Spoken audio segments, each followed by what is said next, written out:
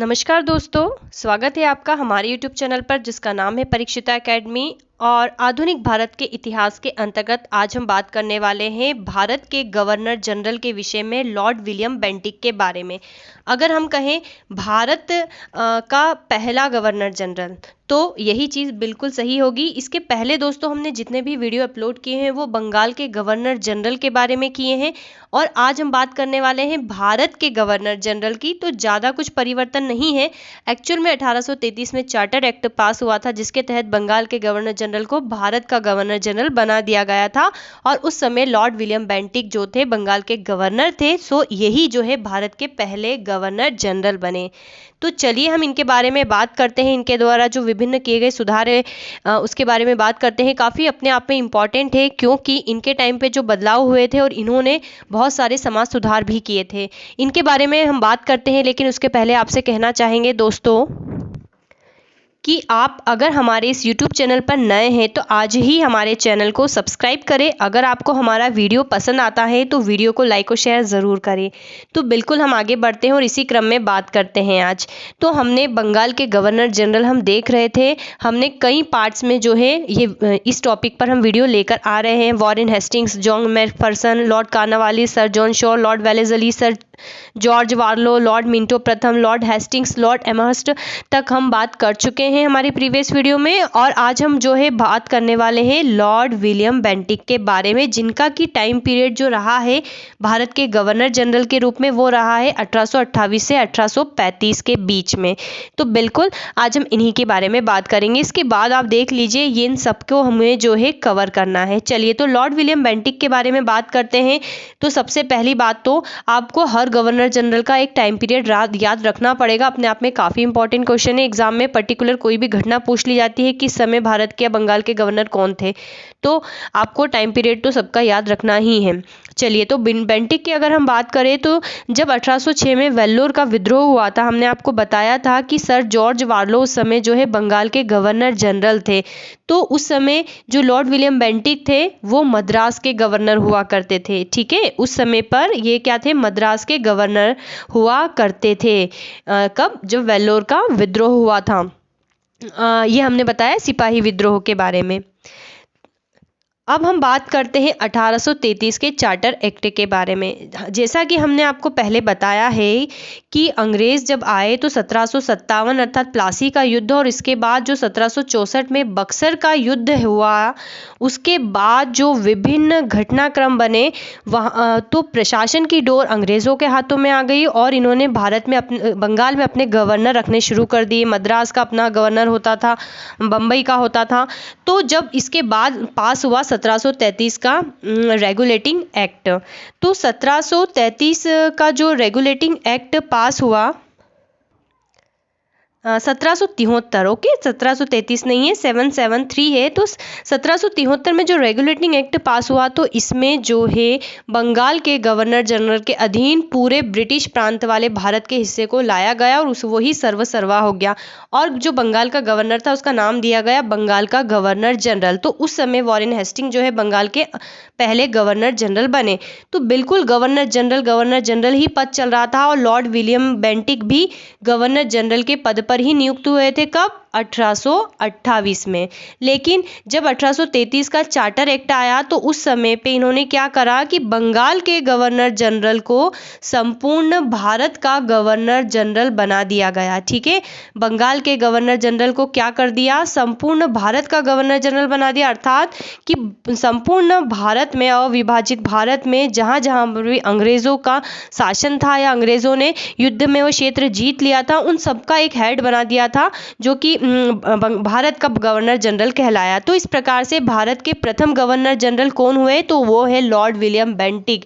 यकीन मानिए क्वेश्चन कहीं एग्जाम में आ चुका है, क्योंकि हमने बताया आपको कि रेगुलेटिंग एक्ट के बाद क्या गवर्नर जनरल का पद हुआ था, फिर 1833 के बाद जो भारत का गवर्नर जनरल का पद आया, फिर आगे जब हम पढ़ेंगे तो वाइसराय का पद भी आएगा। तो ये जो बदलाव होते हैं और उस समय पर जो गवर्नर जनरल रहता है तो उसके बारे में हमें याद रखना पड़ता है और एग्जाम में आता है।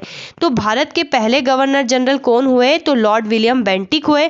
अगर हम आपसे पूछे कि भारत के भारत नहीं, बंगाल के अंतिम गवर्नर जनरल कौन थे? ठीक है, बंगाल के अंतिम गवर्नर जनरल कौन थे? तो लॉर्ड विलियम बेंटिक ही थे, क्योंकि बंगाल के अंतिम गवर्नर जनरल के समय के दौरान ही जो है चार्टर एक्ट के तहत जो है भारत का गवर्नर जनरल पद बना दिया। तो भारत के प्रथम गवर्नर जनरल कौन बने? तो लॉर्ड विलियम बेंटिक बने। चलिए, अब लॉर्ड विलियम बेंटिक के द्वारा कई सुधार कार्य करे, जिसमें कि सती प्रथा का अंत जो है मुख्य रूप से शामिल है। तो राजा राम मोहन राय के सहयोग से इन्होंने क्या करा कि सती प्रथा को समाप्त किया। ये बैंक कैसे आ गया? ठीक है, राजा राम मोहन राय के सहयोग से उन्होंने क्या करा 1829 में, किसने? बैंक नहीं है वो, एक्चुअल में बेंटिक है। बेंटिक यानी कि लॉर्ड विलियम बेंटिक ने क्या करा? सती प्रथा का समाप्त किया। और इस प्रथा के खिलाफ बेंटिक ने कानून बनाकर 1829 में, कब? 1829 ईस्वी में धारा 17 के द्वारा विधवाओं की धारा 17 के द्वारा विधवाओं के सती होने को अवैध घोषित कर दिया। किसने? लॉर्ड विलियम बेंटिक ने। तो आपको ये चीज़ें याद रखना है। हालांकि अकबर और मराठा पेशवा ने भी सती प्रथा पर रोक लगाने की क्या किए थे? प्रयास किए थे। इसके बाद अगर हम बात करें तो ठगी प्रथा को भी किसने समाप्त किया? तो लॉर्ड विलियम बेंटिक ने ही समाप्त किया। और किसकी सहायता की? तो कर्नल स्लीमन की सहायता। ये भी गलत है, स्लीमन का भी काफ़ी नाम है। जब भी ठगी प्रथा का नाम आता है तो स्लीमन का नाम ज़रूर आता है, क्योंकि ठगी प्रथा को समाप्त करने का दायित्व स्लीमन के हाथों में ही था। तो लॉर्ड विलियम बेंटिक के टाइम में कर्नल स्लीमन की सहायता से 1830 में ठगी प्रथा को समाप्त किया गया, तथा जो ठग थे वो जनरली देवी काली की पूजा करते थे।